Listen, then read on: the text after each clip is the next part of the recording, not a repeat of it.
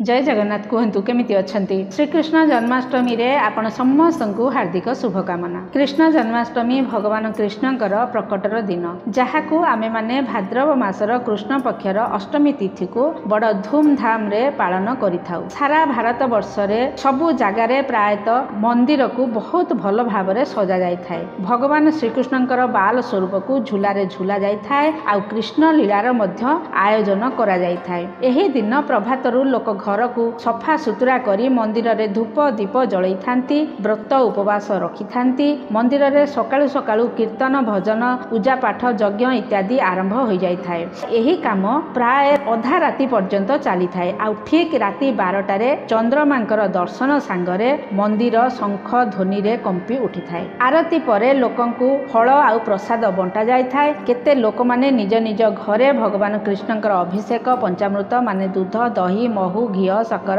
रे करि थांती। तापरे पुणी आउ थरे जल रे भगवान को स्नान करई थांती। सफा कपड़ा रे पोछि तांको सुंदर कपड़ा पिंधाई थांती। तापरे विभिन्न प्रकार आभूषण पिंधाई थांती। केते केते भक्त माने कृष्णकर अति प्रिय माखन मिश्रीर भोग मध्य लगई थांती। तापरे आरती करि थांती। श्री कृष्ण जन्माष्टमी केवल भारत रे नुहे विदेश रे मध्य पालन करा जाय थाए। विदेश रे चारिआडे कृष्ण भक्त अछंती। चारिआडे कृष्ण देवालय स्थापित करा जायछि। दिनकु दिन कृष्ण भक्तों संख्या बढ़िबारे लागुछि। तेबे आसंतु एबे जानिबा से कृष्ण कन्हैया जे कि समस्तंकर पालन करता तांकर एई पावन पर्व श्रीकृष्ण जन्माष्टमी रे आमे किपरि तांको पूजा अर्चना करिबा। प्रथमे तो कृष्ण जन्माष्टमी व्रत रखुथिबा व्यक्ति माने प्रथमे जन्माष्टमी रो पूर्व दिन ब्रह्मचारी पालन करंतु। आउ जेउ दिन जन्माष्टमी से दिन प्रभातरु उठी स्नान करंतु, नुआ वस्त्र परिधान करंतु। जदि नुआ वस्त्र नाही तो सफा शुद्ध वस्त्र मध्य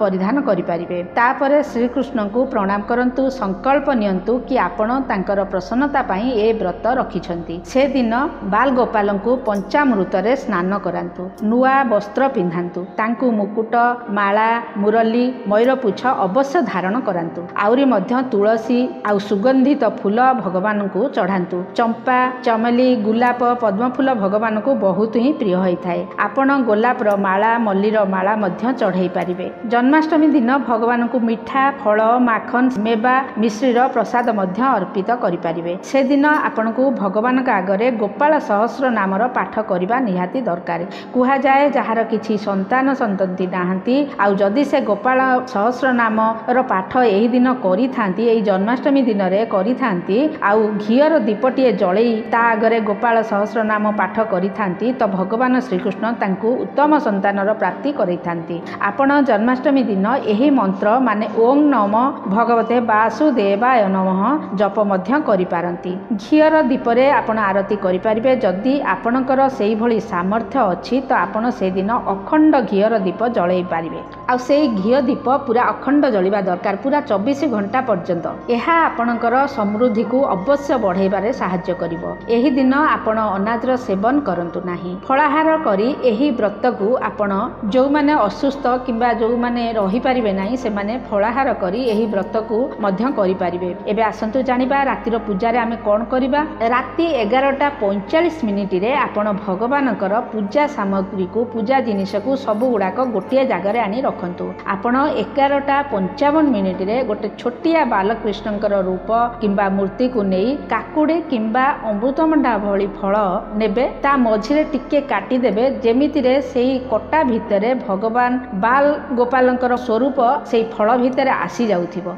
काहेकि ना आमे ताकू ही देवकी मांकर गर्भ मानि थाउ। आपण आपणकर लड्डू गोपाल को 5 मिनिट पाई माने 11:55 रे आपण लड्डू गोपाल को काकुडी किंबा अमृतभंडा भितरे जोटा को काटी थिबे टिके तारी भितरे विराजमान करि दियंतु। मनरे यही चिंता भावना रखिबे कि देवकी मातांक गर्भरे आमर कृष्ण भगवान विराजमान अछंती। आ ठीक 12 रे घंट घंटा शंख ध्वनि सहित प्रभु को बाहर करंतु। तापरे पंचामृत रे स्नान करंतु, गंगा जल रे स्नान करंतु, नुआ कपड़ा पिंधांतु, चंदन सिंदूर लगांतु, श्रृंगार करंतु, आ तांकर आरती मध्य करंतु। सुगंध ମାଳ ଚଢ଼ାନ୍ତୁ, ପ୍ରସାଦ ଲଗାନ୍ତୁ, ଭଜନ କୀର୍ତ୍ତନ ମଧ୍ୟ କରନ୍ତୁ, କିଛି ଶ୍ଲୋକ ସ୍ତୁତି ମଧ୍ୟ ପ୍ରଭୁଙ୍କ ପାଖରେ କରନ୍ତୁ। ଆଉ ତାପରେ ଆପଣ ଚନ୍ଦ୍ରମାଙ୍କୁ ଅର୍ଘ୍ୟ ଦିଅନ୍ତୁ, ତାପରେ ଆସି ପ୍ରସାଦ ବାଣ୍ଟନ୍ତୁ ଆଉ ନିଜେ ପ୍ରସାଦ ସେବନ କରନ୍ତୁ।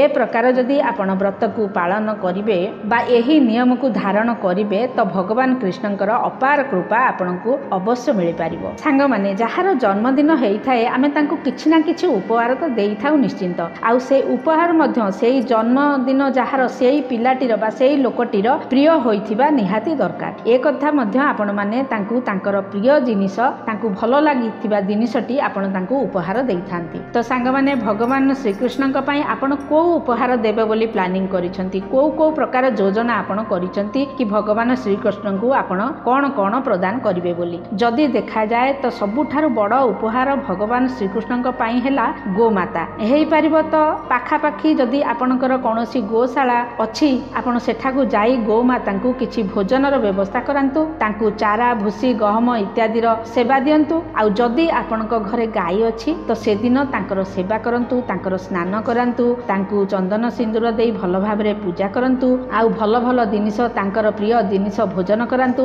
ଏହା ହେଉଛି ଶ୍ରୀକୃଷ୍ଣ ଭଗବାନଙ୍କ ପାଇଁ ବହୁତ ବଡ଼ ଭଲ ଉପହାର। ଆଉ ଏହାଠାରୁ ବଡ଼ ଉପହାର ଗୋମାତାଙ୍କ ଠାରୁ ପ୍ରିୟ ଭଗବାନ କୃଷ୍ଣଙ୍କର ଆଉ କୌଣସି ନାହାନ୍ତି। ତେଣୁ ତାଙ୍କର ଭକ୍ତ ଆଜି ଦିନରେ ଗୋମାତାଙ୍କର ସେବା ପୂଜାରେ ଶ୍ରୀକୃଷ୍ଣଙ୍କର ଦର୍ଶନ କରିଥାନ୍ତି। ସେ ଭକ୍ତ ଭଗବାନ କୃଷ୍ଣଙ୍କର ଅତ୍ୟନ୍ତ ପ୍ରିୟ ହୋଇଥାନ୍ତି। ଶେଷରେ ପୁଣି ଥରେ ଜନ୍ମାଷ୍ଟମୀର ପାବନ ପର୍ବର ଢେର ସାରା ଶୁଭକାମନା। ଭିଡ଼ିଓଟି ଆପଣଙ୍କୁ କିପରି ଲାଗିଲା? ଭିଡ଼ିଓଟି ଆପଣମାନେ ଧ୍ୟାନ ସହିତ ଶୁଣିଥିବା ଯୋଗୁଁ ଆପଣଙ୍କୁ ଅଶେଷ ଧନ୍ୟବାଦ। ତ ପୁଣି ଦେଖା ହେବା ନେକ୍ସଟ ଭିଡ଼ିଓରେ। ସେତେବେଳେ ଯାଏ ଆପଣ ଖୁସି ରୁହନ୍ତୁ, ବ୍ୟସ୍ତ ରୁହନ୍ତୁ ଆଉ ସର୍ବଦା ସୁସ୍ଥ ମଧ୍ୟ ରୁହନ୍ତୁ। ଜୟ ଜଗନ୍ନାଥ।